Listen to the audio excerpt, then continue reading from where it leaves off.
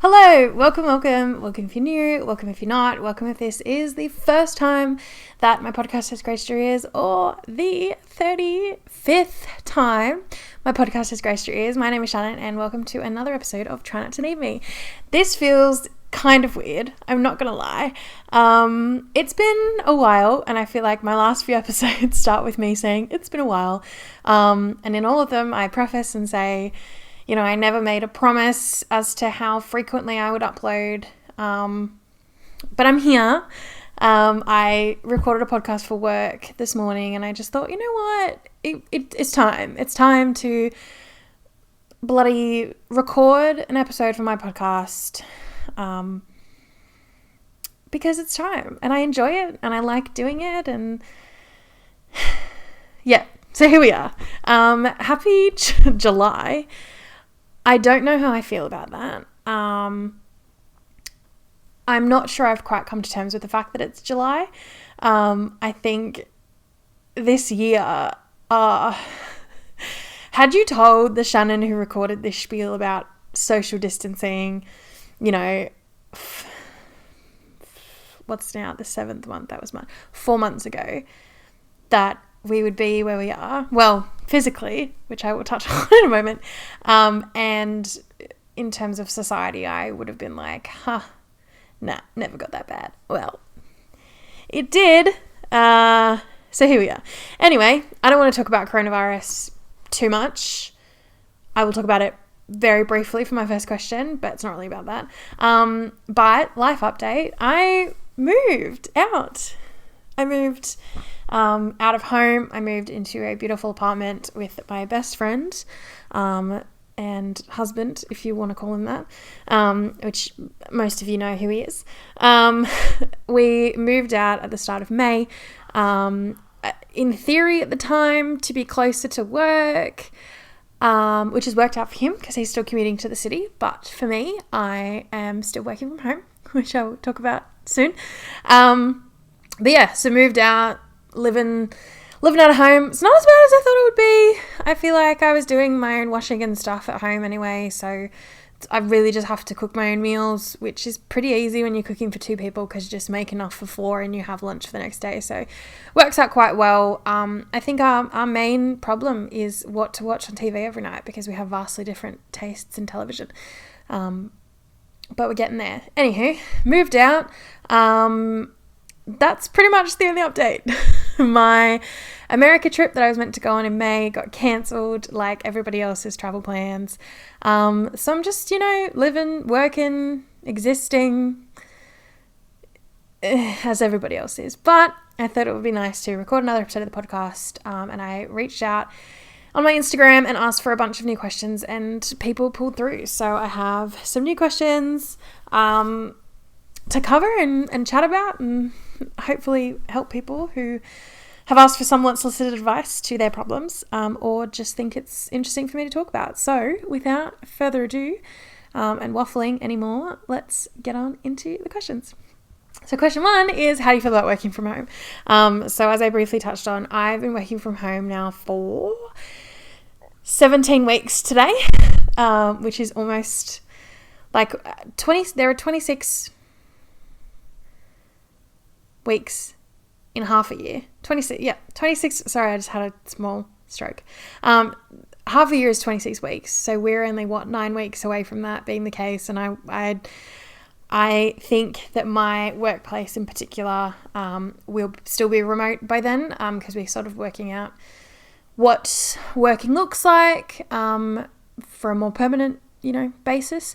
So I will be working from the confines of my apartment for the foreseeable future. I don't love it.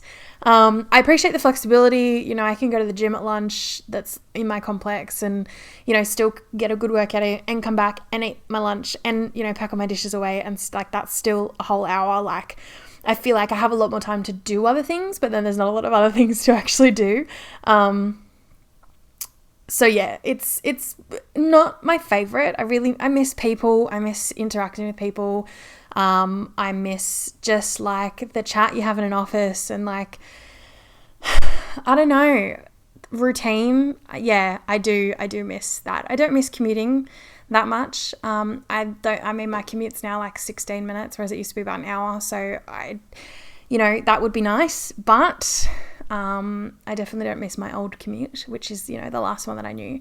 So it has its benefits, but it's definitely forced me to spend a lot of time alone, which is not necessarily something I did a lot of pre-COVID, which I think is a good, life skill to have the ability to exist functionally alone, if that makes sense. I think, having the ability to be alone with my own thoughts and not drive myself into some sort of insanity is a work in progress. But yeah, we're getting there. I feel like all I talk about is working from home, so let's move on. Next question says, I've been offered a higher position in my work at another location. I'm really happy to receive it, but I can't stop doubting myself. I know it's what I've wanted, and deep down I know I'm ready for it, but that constant inner voice keeps telling me I'm incapable. What do I do? Congrats. That's amazing. Congrats. That's really cool. Self-doubt is really hard to overcome. And I know this on a bit of a personal level. A place I worked at previously to where I work now, was sort of a less than desirable environment. And it really took a toll on my self-confidence in my abilities. I was sort of being looked at under a microscope and, had a lot of performance reviews and all that kind of stuff, which ended up, enabling me to doubt myself all the fucking time.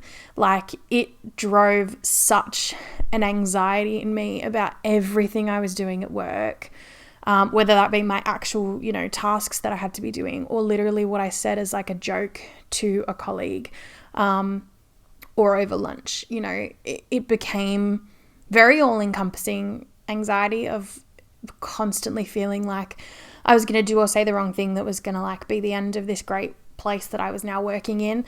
And so your inner saboteur, if you want to take a drag race spin on things, really can be a scary person to deal with. The voice in your head that tells you you're not good enough, and that tells you you're incapable, and that who do you think you are? It's almost like your own inner imposter syndrome. And if you don't know what imposter syndrome is, it's essentially, you're in a place that you belong because you've worked hard to get there. But whether that be because of your age or your experience level or feeling like less than, you feel like you don't belong there. I do feel that sometimes in my line of work, talking to clients, that I think, who's going to listen to, a 24-year-old with only a couple of years experience when they've been working in, their job for 10, 15, 20, 25, 30 years? Why are they going to believe me and what I say? And you get very wrapped up in that. And so I think what you really need to reason with yourself is that your manager or your management wouldn't have offered you this position if they didn't think you were genuinely capable of it. People don't offer people jobs thinking, I've got no one else, so I'll just give it to Shannon. Maybe she can do it. I don't know. We'll see. Management don't think that way. So if you've been offered this position, you have to give that a go, and you have to give it your all, and you have to walk into it knowing, I was offered this position for a reason. I know I'm going to make mistakes because new positions, and you've said in new locations, it's going to be a new team. Potentially it's going to be people that you're not used to working with. It might be an environment you're not used to. You might feel like you don't know what you're doing, but you do. And I think you'll fall into that very quickly. So just, absolutely throw yourself into it, and those thoughts will essentially cease, and just never feel like you don't belong to be there when you've clearly earned it. So I don't know that that's particularly helpful, but I hope that helps in some way.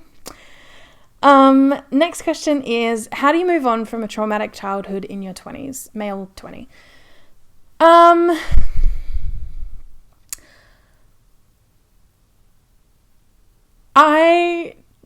This is a question that I always go back to, you know, when I was quite early, talking about imposter syndrome, quite early on into me starting my podcast, someone wrote in and said, like, you're not a professional, who are you to be giving this kind of advice?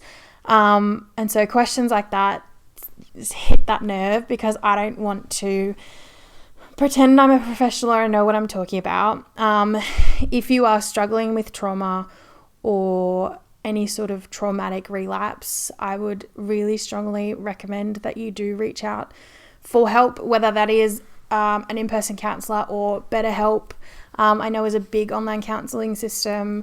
There are a lot of resources that can get you free online counselling. Lifeline. I will put all of these in the description box. And I guess this is just kind of a trigger warning for anybody who's suffered through trauma in their childhood. But what I will say is, if it's sort of a mild trauma, I don't know that there's such a thing, but you know what I mean. If it's kind of, you know, I didn't have a traumatic childhood, but there are definitely things that happened when I was younger, and, you know, things I went through more as an early teen, between, you know, my parents' divorce and everything, that has like left me with some baggage. But I think the older you get, the more I realize everybody has baggage.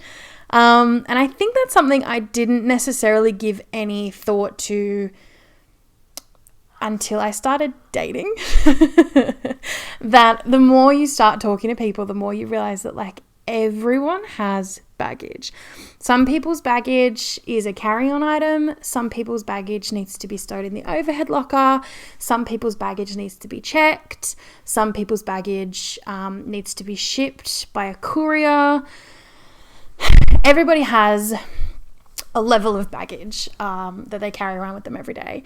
And some people's is heavier than others. And I think we all deal with it in different ways. But I guess I don't know how to tell you to move on, because I think moving on and coping with trauma and things from your past requires coping mechanisms and, you know, a healthy outlet. I think you can find healthy outlets and coping mechanisms without talking to someone professionally, but I would definitely recommend it.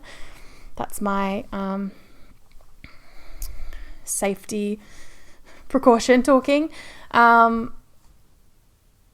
If there are things that trigger you, I would attempt to remove them from your life.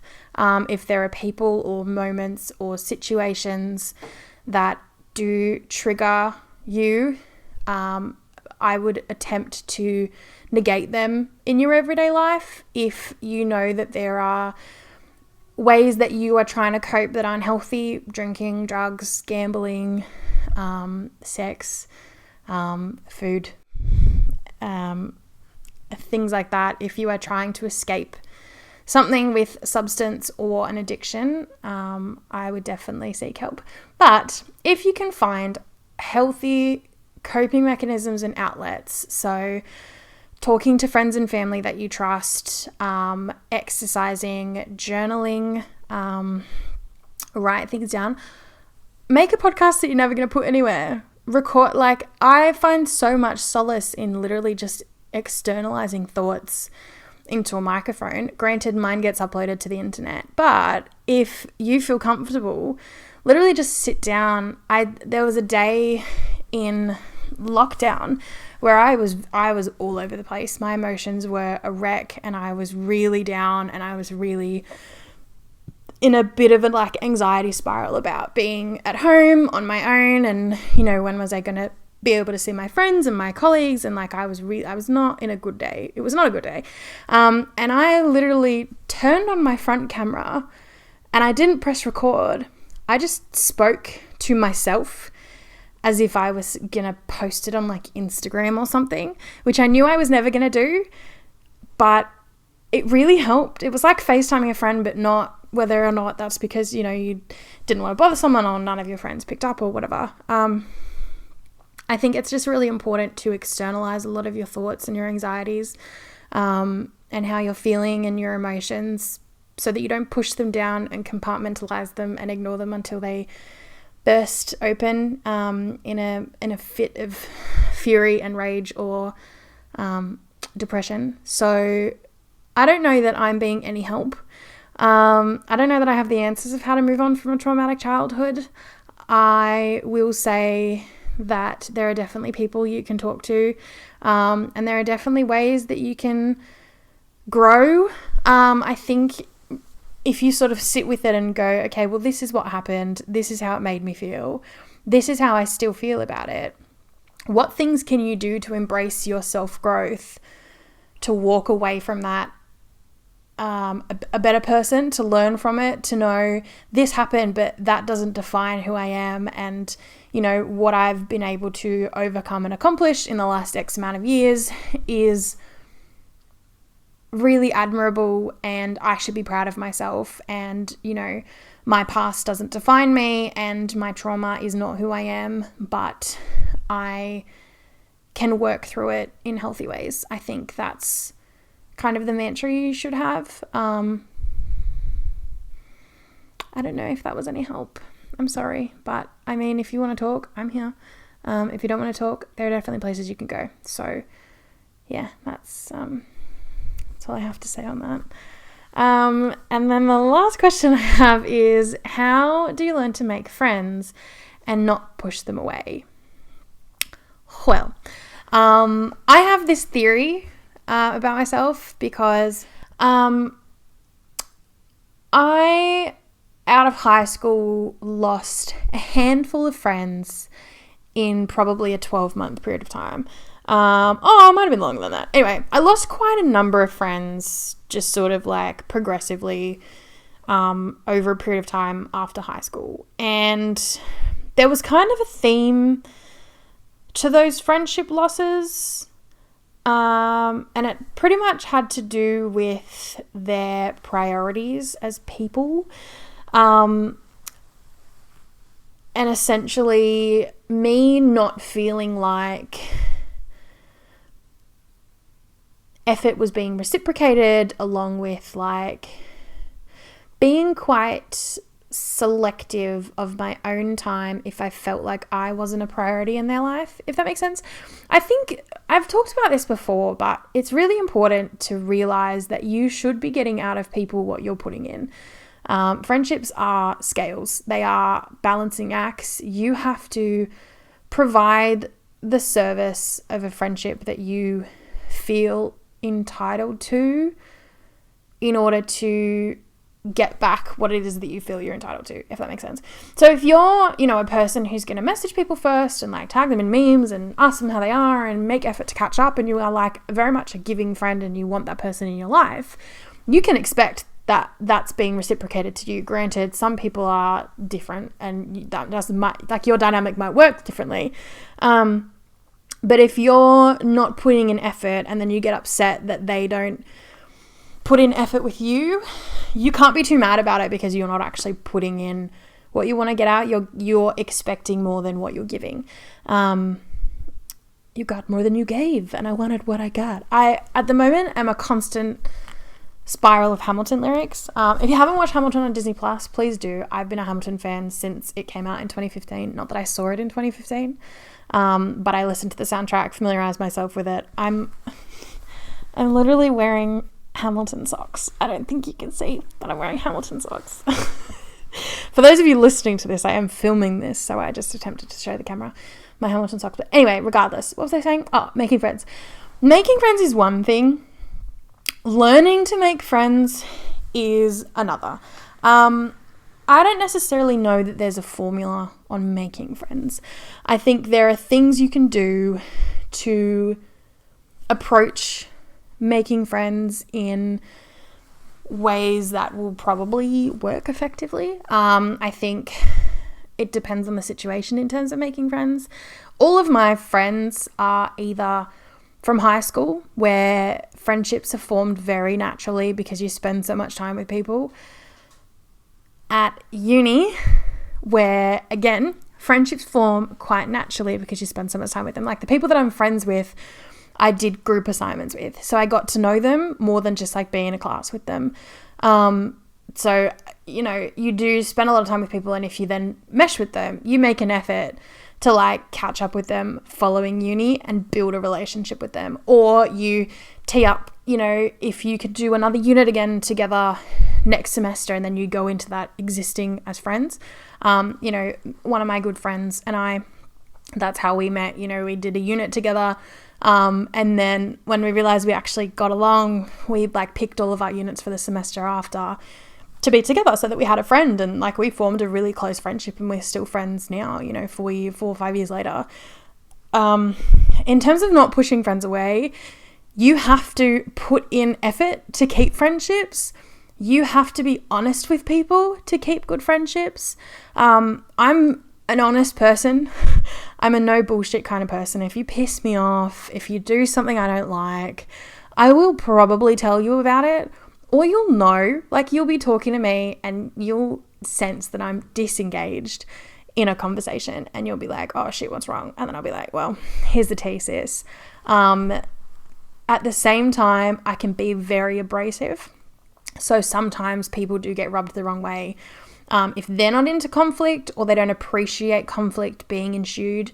And I'm one to just like get things out of the way and move on. I don't like marinating on things. I don't like leaving things unsaid. I don't like waiting to sort something out. I like things to be sorted in a moment, or, you know, the most appropriate moment following a conflict in order to like get the best result, kind of thing, if that makes sense.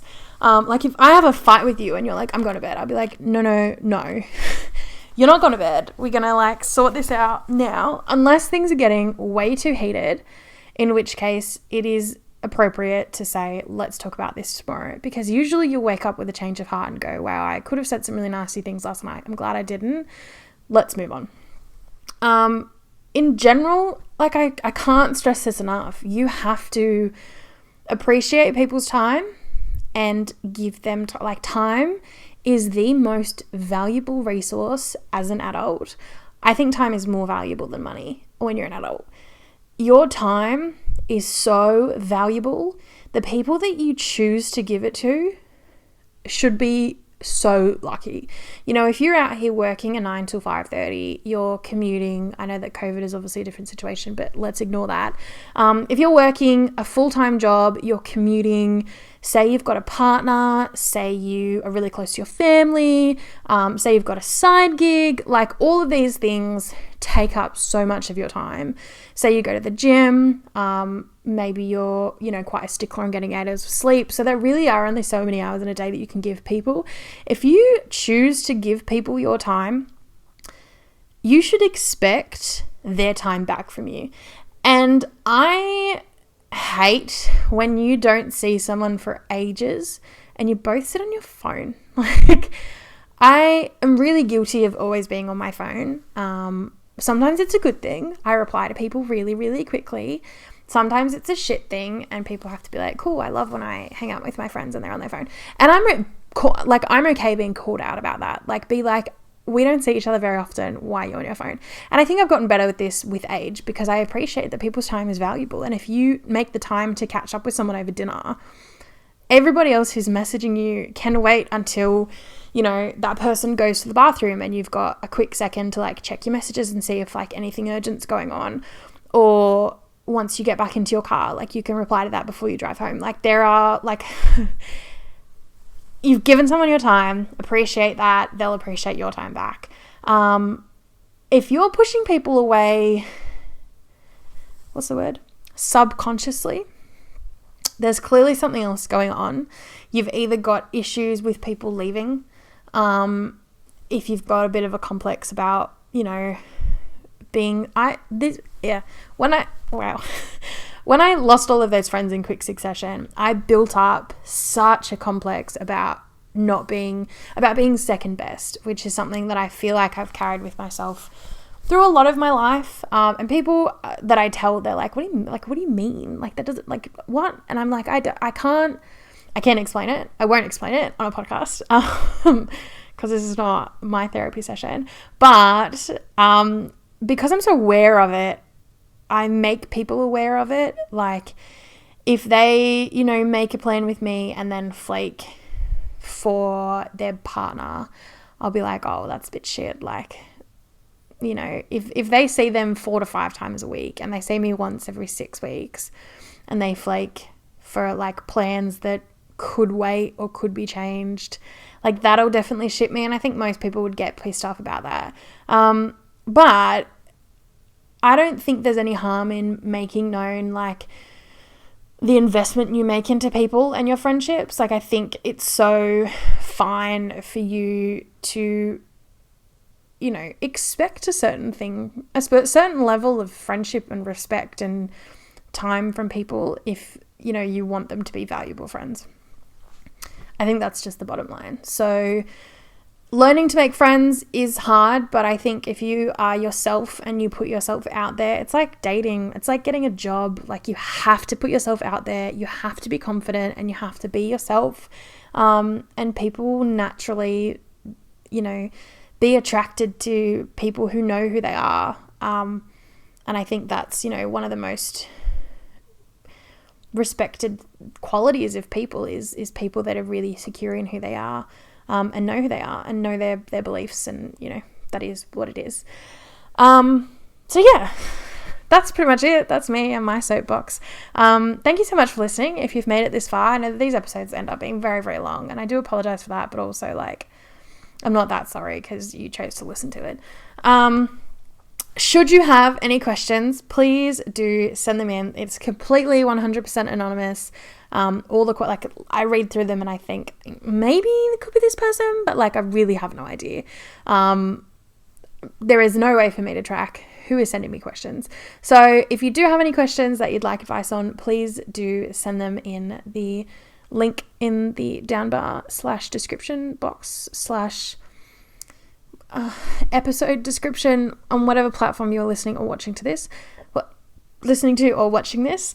I appreciate your time in being here and listening or watching, and I hope that you have a wondrous rest of July and probably August, because knowing me, you won't get another episode for a while. But I really enjoy this, and I'm spending a lot of time at home. I think it was just a matter of ripping the Band-Aid off and getting this next episode out, with everything that's been going on. So hopefully I will record another one soon, but please do send me more questions. And the more questions I get, the more episodes I'll record naturally, because I'll want to be giving you all some sort of advice. So please be safe and take care. And if you can't love yourself, how in the hell are you going to love somebody else? Can I get an amen up in here? That's all. Have a lovely morning, evening, afternoon from wherever you are listening, and I will talk to you in the next episode. Bye.